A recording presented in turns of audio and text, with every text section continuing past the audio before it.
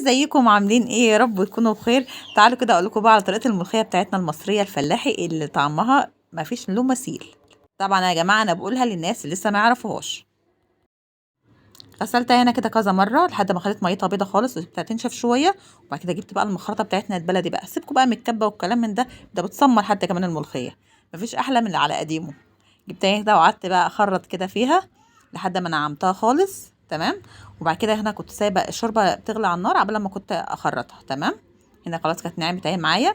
جبت هنا بقى ايه الشوربه بقى، بص الشوربه بقى والبهاريز بتاعتها الحاجات الجميله دي، وننزل بقى كده بقى بالملوخيه وبالمضرب بقى اللي عندك كده او بمعلقه وافضلي بقى فكي فيها كده كتير، وعشان ما تكلكعش منك فايه ايدك فيها على طول كده لحد ما تفك خالص. بص الخضار بتاعها زي ما هو ازاي، ونفضل محافظين على الخضار ده والقوام ده زي ما هو. تمام. هنا بقى كنت جبت كده فصين توم وعليهم قرن شطيطه، وهنزل دلوقتي بشويه ملح وكزبره.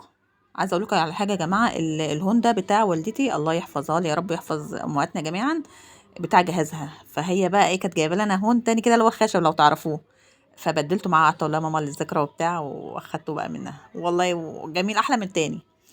هنا بقى جبت كده طاسه وقعدت اقلب بقى بين الطاسه والحله. تفضلي بقى تعملي كده ترجعي كده في بعضهم كذا مره، تقلبين كده في بعض كده افضل حاجه، بتفضل محافظه على العرق وما يسقطش منك ولا حاجه خالص.